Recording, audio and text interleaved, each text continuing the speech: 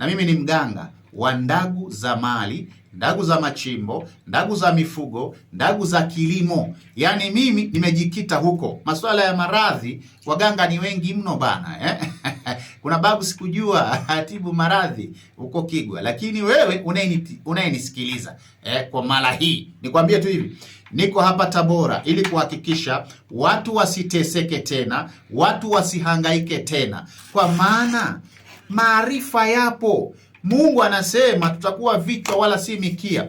Lakini tutawezaje kufikia hiyo hali ya kuwa vichwa na si mkia? Nimekwambia sio kwa kulalamika, sio kwa kufunga, bali ni kwa kukata mti, kutumia dawa.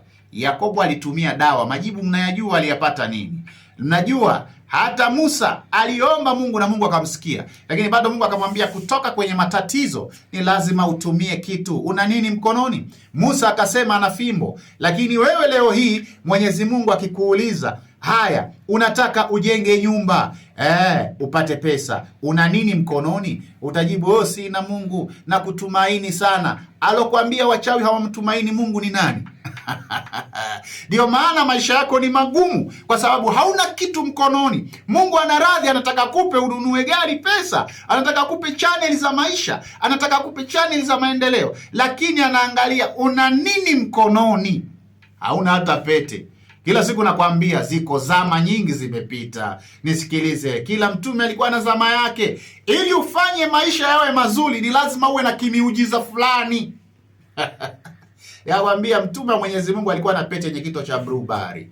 Halafu nikakwambia Yusufu mcha Mungu alikuwa na pete alipewa na Firauni yenye kito cha feruthi. Nisikilize wewe. Halafu Sulemani akapewa pete yenye kito cha feruthi, yani nyekundu. Sasa wewe ni nani ambaye unajiita ni mcha Mungu kuwazidi hawa ambao wenye maarifa, ambao ni wacha Mungu walikuwa na miliki pete? Wewe hauna hata pete, alafu unasema wewe nataka niwe tajiri, nataka nifanikiwe.